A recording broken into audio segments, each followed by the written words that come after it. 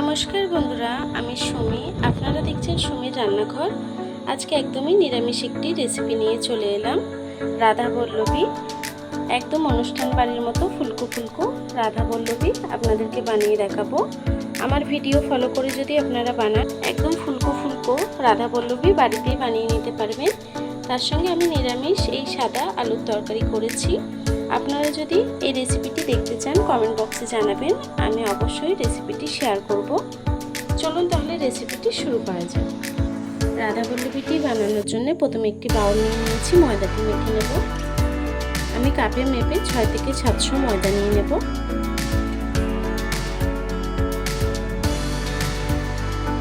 দেব একটু নুন, দেব সামান্য একটু তেল, দেব 2 চামচের মতো চিনি। এখন ময়দাটিকে সুন্দর করে মেখে নেব। তেল আর নুনটা সুন্দর করে মিশিয়ে নেব। আগে তেল নুনটা ভালোভাবে মিশিয়ে নিয়েছি। এখন আমি অল্প অল্প জল দিয়ে মেখে নেব।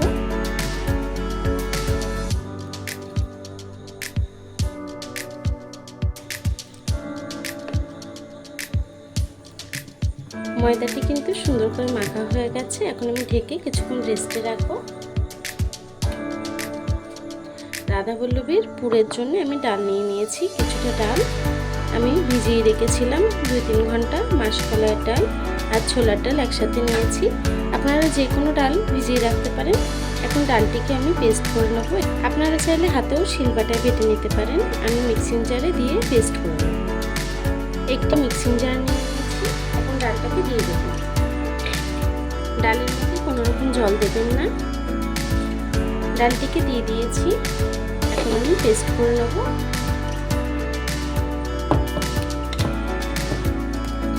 দেখুন স্মুথ একটি পেস্ট বানিয়ে নিয়েছি। এখন চলুন রান্নার দিকে চলে যাই। পুরটি বানানোর জন্য একটি কড়া বসিয়ে নিয়েছি। কড়াইটি গরম হয়ে গেছে, একটু তেল দিয়ে দেব। তেলটি গরম হয়ে গেছে, দিয়ে দেবো একটু কালো জিরে ফোড়ন, দেব কাঁচা লঙ্কা আদা বাটা, দেব সামান্য একটু হিং। আদা আর কাঁচা লঙ্কাটা একটু ভাজা হয়ে এসেছে। এখন আমি ডাল বাটাটা দিয়ে দেব।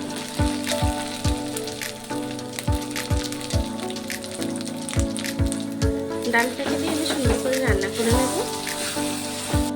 দেব স্বাদ মতো একটু নুন, দেব সামান্য একটু হলুদ গুঁড়ো। ডালটিকে কিছুক্ষণ রান্না করে নেব। দেখুন ডালটি কিন্তু হয়ে গেছে, শক্ত হয়ে এসছে। এখন আমি নামিয়ে নেব। ডালটাকে নামিয়ে ঠান্ডা করে নেব। দেখুন আমার পুরটি হয়ে গেছে। এখন ময়দাটিকে আরও একবার মেখে নেব।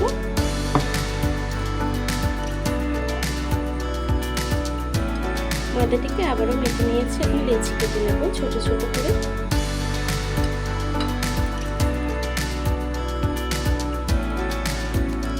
আমি ময়দাটিকে লেচি কেটে নিয়েছি। একটু বড় রেখে আমি লেচি কেটে নিয়েছি। এখন বেলে নেব।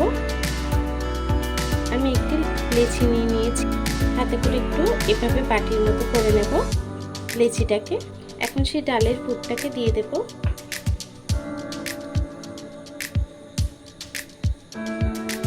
ডালের পুরটাকে দিয়ে এভাবে আটকে নেব।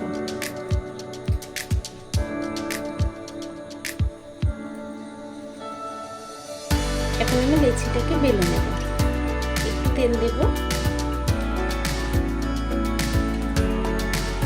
দিয়ে বেলে নেব।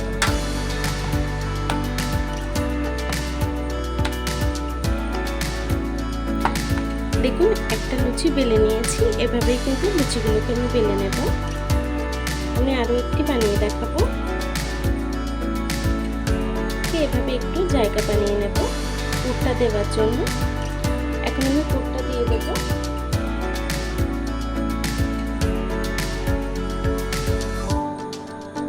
মুখটাকে ভালো করে সিল করবেন। এখন একটু সাদা তেল দিয়ে বেলে নেব।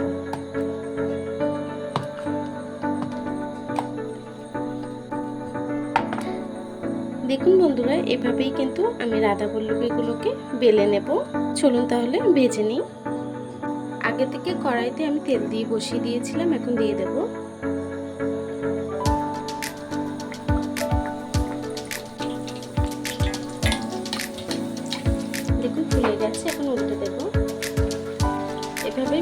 করে ভেজে নেব।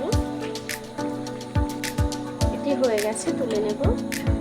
দেখুন কত সুন্দর ফুলেছে, কালারটাও খুব সুন্দর এসছে। এভাবেই বাকিগুলো ভেজে নেব। এভাবেই একে একে রাধাগোবিন্দগুলো ভেজে নেব। দেখুন কত সুন্দর ফুলেছে, একদম অনুষ্ঠান বাড়ির মতন রাধাগোবিন্দ আপনারা বাড়িতে এভাবে বানিয়ে নিতে পারেন খুব সহজেই। এটি হয়ে গেছে, তুলে নেব। বাকিগুলোকে এভাবেই ভেজে নেব। দেখুন বন্ধুরা, আমার রাধাবল্লভী কিন্তু ভাজা হয়ে গেছে। তার সঙ্গে আমি সাদা তরকারি করেছি আলুর। আপনারা নিরামিষের দিনে, একাদশীর দিনে কিন্তু এটা বানিয়ে খেতে পারেন, খেতেও খুব ভালো লাগে। আর দেখুন একদম অনুষ্ঠান বাড়ির মতো ফুলকো ফুলকো রাধাবল্লভী। আমার এই ভিডিওটি কেমন হয়েছে কমেন্ট বক্সে জানাতে ভুলবেন না। ভিডিওটি যদি ভালো লেগে থাকে চ্যানেলটাকে সাবস্ক্রাইব করে পাশে থাকবেন। আর এতক্ষণ ধরে আমার ভিডিওটি দেখার জন্য আপনাদেরকে অসংখ্য ধন্যবাদ।